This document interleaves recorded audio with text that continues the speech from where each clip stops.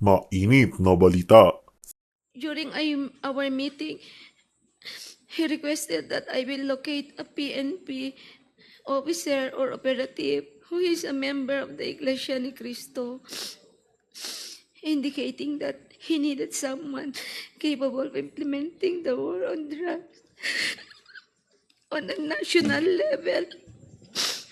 Kung titingnan niyo po yung mukha niyo sa TV, ang analisa po namin, mukhang itong committee na to parang pinilit ka para magsalita. Kaya ka umiyak.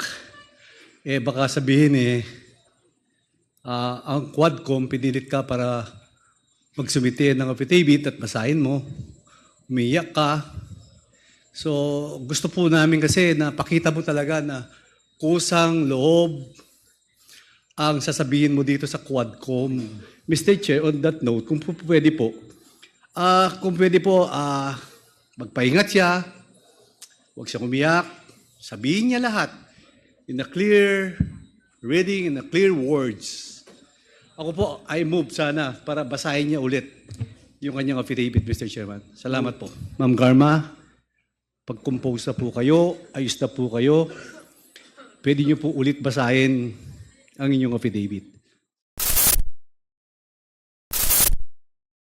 Then we will now proceed with the affidavit submitted to the Quad Committee by Colonel Rina Garma. Make it brief and Yes, short. sir.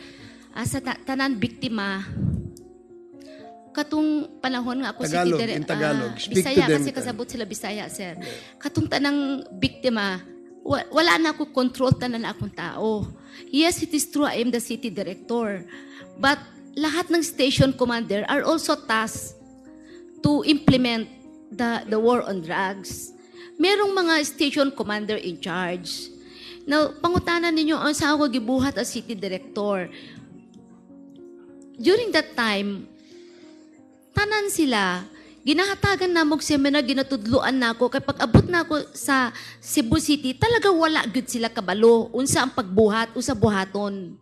That is why, pag nainahitabo sa inyo at it appears na mga pulis na ako ang involved, ginatas ang NBI to take cognizance so that kung sakali man ang resulta ng investigasyon is not favorable sa inyo, at least sasabihin ninyo, the investigation is fair. So I always, the crime scene is always open for the NBI to take cognizance. And nandun po palagi yung aming crime lab, which is a separate unit, which is not under my supervision and control po, to take cognizance sa crime scene. Yun po yung nangyari po sa Cebu. And I am very sorry in behalf of my men na nagkamali sa inyo. I'm very sorry. But I cannot control all of them. Lahat sila trained police officer. Alam nilang rules of engagement. But alam mo, once you are in the ground, you will always use your discretion. Hindi mo yan talaga, instinct yan ng tao, discretion. At nakita ko rin naman na ginamit na nagkakamali. Inaamin ko may nagkakamali. Pero pinagbibigyan ko kung saan nyo gusto mag-file ng case, pinagbibigyan ko, hinahayaan ko. At lahat po yan na-process ang crime scene. Which is not under my control ang crime scene. Separate unit mo humahawak niyan. Then I am sorry to all victims kung hindi ko na-investigahan isa-isa yung case nyo. Okay, salamat Colonel Garma. Mr. Chair, Mr. Chair. Yes, So Abante. I want to appreciate Colonel Garma for apologizing, no. But I just would like to correct her because she said a moment ago that she believes in the constitutional right of these victims. Now she is saying that they know the rules of engagement. What rules of engagement are you talking about here? The fact is this, Colonel Garma. Your men, and that includes you, violated the constitutional rights of these people. Now, that is not the rules of engagement of the Philippine National Police. If that would be the rule of engagement, then this committee will amend and look at the rules of engagement because that is wrong. The rules of engagement of the police must abide with the constitutional right of every victim. Yun lang, Mr. Chair. Okay, I don't see any objections from any of the chairs of the committee nor the members. Sige, please, pakibasa mo lang ang iyong sinumpaang salaysay. Thank you, Mr. Chair. On September 12, 2024 and September 27, 2024, I was invited to serve as a resource speaker during the recent legislative inquiry conducted by the Joint Committee on Dangerous Drug, Public Order and Safety, Human Rights and Public Accounts of the Honorable House of Representatives regarding the investigation into the war on drugs of the previous administration. During these hearings, I was asked several questions concerning my knowledge or involvement in the deaths of 3 Chinese inmates of the Davao Penal Colony and the death of General Wesley Barayuga, all focusing on the alleged extrajudicial killings of the aforementioned individuals.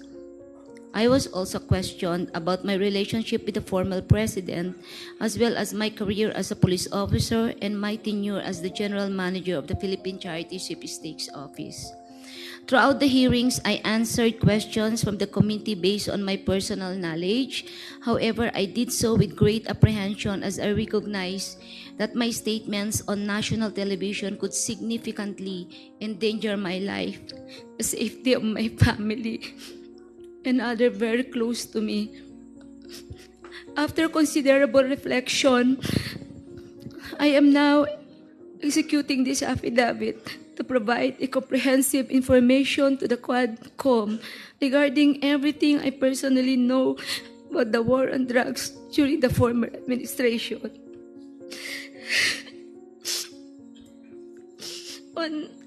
On May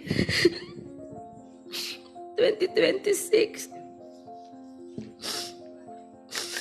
I received a call from the President, Rodrigo Roa Duterte, at approximately 5 a.m., instructing me to meet him at his residence in Doña Luisa, Davao City.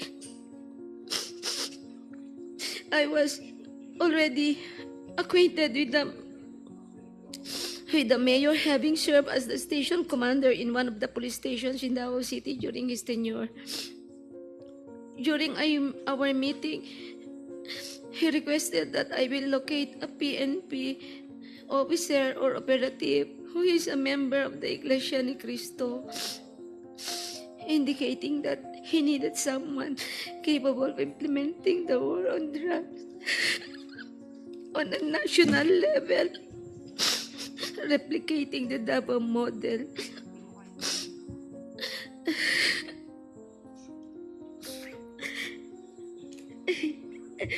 The Davao model referred to the system involving payment and reward.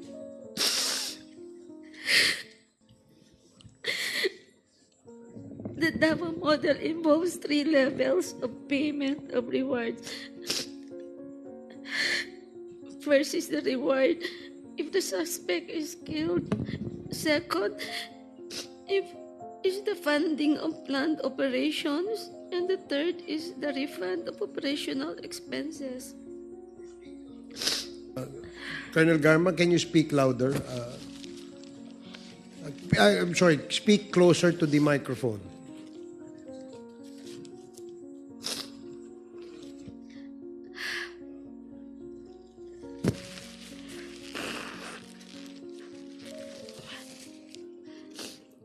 Initially, I informed the President that I was unaware of any individual with those qualifications, as I had not been assigned outside of Davao City or had served in the national capacity within the PNP. However, I recalled my upperclassman Edilberto Leonardo, who was heading the Criminal Investigation Detection Group and was also a member of the Iglesia ni Cristo. I mentioned his name to the President. On the same day, a certain individual named Nabuking contacted me to request for the phone number of Leonardo's contact details, which I promptly provided. A week later, I learned from Arthur Narsolis via phone call that Sir Leonardo had been summoned and was instructed to proceed to the Royal Mandaya Hotel in Davao for a meeting.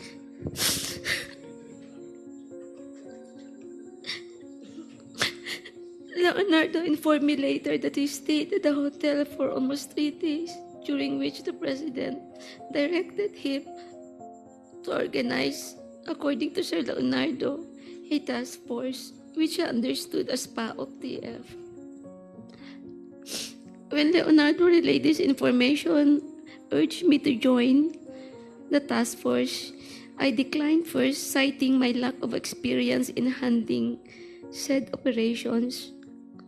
Leonardo subsequently informed me that he had prepared a proposal routed to Bongo outlining the task force, which would encompass Luzon, Visayas, and Mindanao.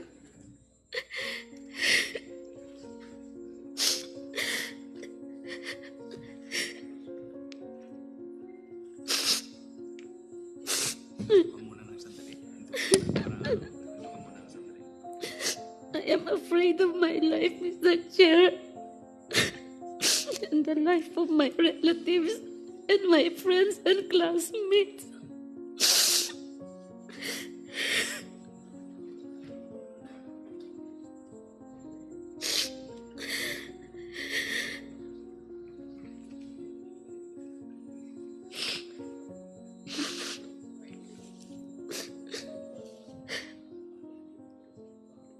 Leonardo subsequently informed me that he had prepared a proposal routed to Bongo confirming the task force operation, which would encompass Luzon, Visayas, Mindanao. He also inquired if he and his classmates could have a courtesy call with the president through Bongo for a photo opportunity. Considering this, I thought it prudent to invite also my classmates to join the courtesy call. So in the presence of Colonel Bacay, Vilela, Grijaldo, Tuzon, and Dueñas, the member of class 97 and 96 were accommodated in separate rooms at the DPWH office in Panacan, Davao City. The president did not enter our room, and I was unaware if he visited the room of class 96. After the courtesy call, Leonardo informed me that the structure of the mentioned task force would undergo changes. In June of 2016, Leonardo has transferred from Manila to assume the position of the chief of the CIDG Region 11. During the initial 3 months of the assignment, I facilitated all meetings between Leonardo and Bongo at Leonardo's request.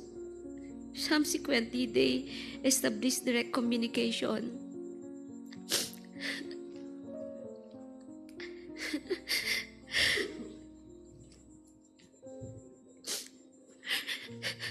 Leonardo informed me that he had recalled several trusted personnel, namely Lester, Romel Bactat, Rodel Serbo, Palma, Peter Parungo to serve as operative for the task force. Notably, Bactat, Serbo, and Palma were, for now, discharged from the police service.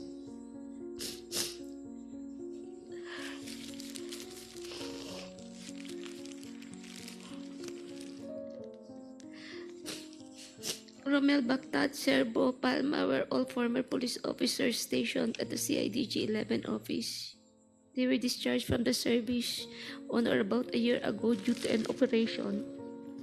that led to the killing of one individual. Lester Barganyo is a provide citizen, while Peter Parunga was a former detainee of CIDG due to a charge of rape that has been cleared. Romel Bactat, Servo Palma, and Parunga were charged with the task of collecting and verifying informations provided by police officers in the field concerning arrests, deaths of individuals named in the list of drug personalities, and creating summary reports. All of these reports would then be encoded and compiled by Lester Barganyo. The compilation is thereafter elevated to Sir Leonardo, who will decide what level the arrest or killing was and its corresponding reward. Rewards were only given for killings, while for arrests only for the funding of Copland, and refund for operational expenses was given. I saw how these individuals operated when I would visit my friend in CIDG 11. He conveyed that the task force would be structured differently and that he submitted a document to Bongo detailing the task force operation, including an overview of the current drug landscape in the Philippines. I was informed that the drug structure originated from Bucor, where numerous drug lords are currently incarcerated, and that it has 3 branches, Luzon, Visayas, and Mindanao, with Peter Lim involved in the Visayas region. Once the task force became operational, I later learned that all Copland's funds, refunds for operational expenses, and rewards for agents were processed through the account of Peter Parungo. Currently, Lester Barganyo maintained a comprehensive list of the drug personalities of the Philippines. Leonardo conducted briefings for all PIDEA, IG regional directors, and PNP chiefs regarding the drug situation. Additionally, if any individual died during police operations, Leonardo will report the incidents to Bongo for inclusion in the weekly report and request for refunds of operational expenses. Leonardo had final authority to determine who would be included in the list of drug personalities and to classify their threat level, as well as the discretion to remove individuals from the list. Furthermore, in 2016, while I was at the CIDG office following up the appointments of my personnel, I overheard Padilla discussing drug activities at the Davao Penal Colony with Leonardo. Padilla specifically identified certain Bucor officers involved in drug trade, notably mentioning an officer named Ginto, who was subsequently killed along with other Bucor members. These are the critical facts I personally know regarding the drug war of the previous administration. I am prepared to provide additional details and information in a supplemental affidavit or during an executive session at the discretion of the committee.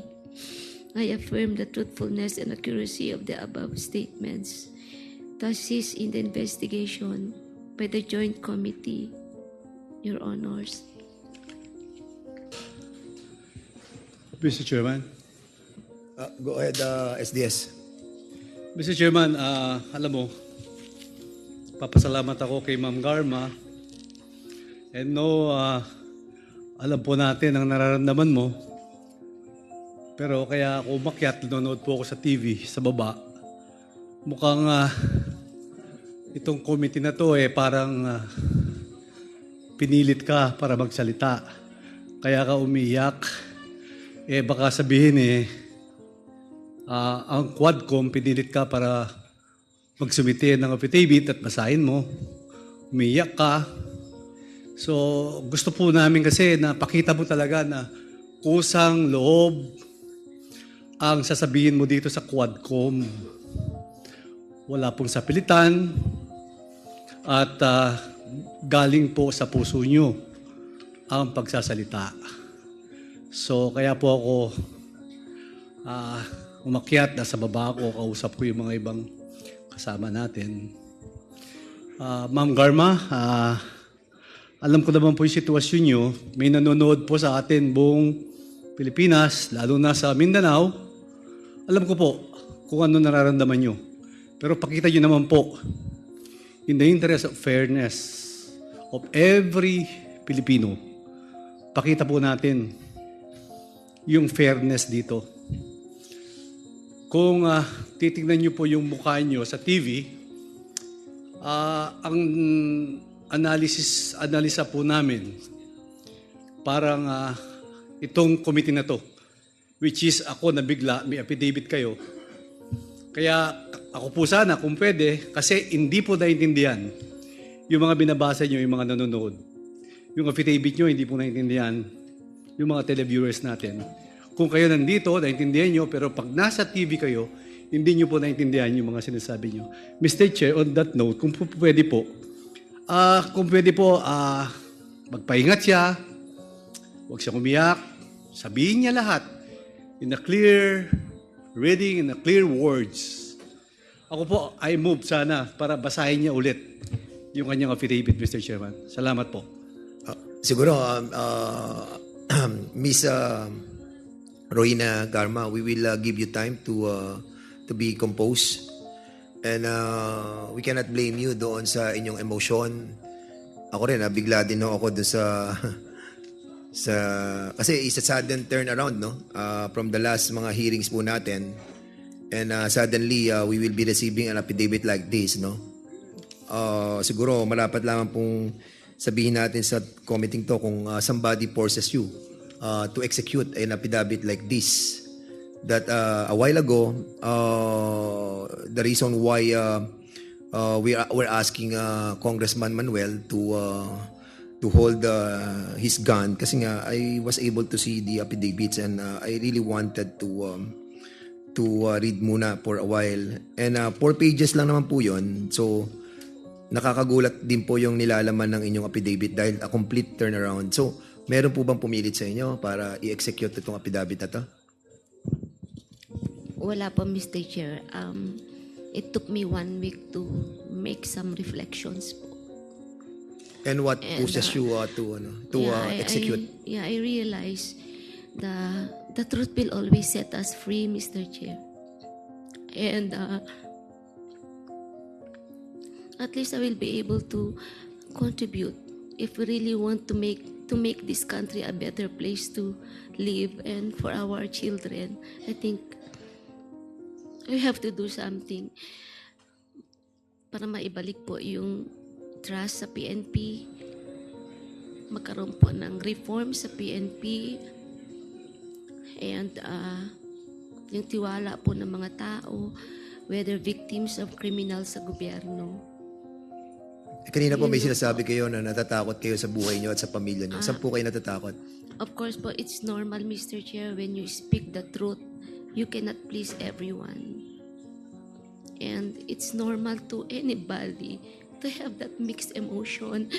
But still, it took me 1 week to make reflections.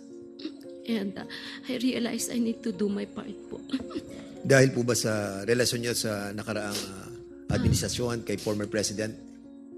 Kaya po ang damdamin nyo po ay mixed emotion? Normal lang naman bilang tao po, Mr. Chair. Pero what prevailed after a week of reflection is I always say the truth will always set me free. I want a better place, a better PNP, Mr. Chair. Yes, Mr. Chairman, Ma'am Garma, we are all on the same page.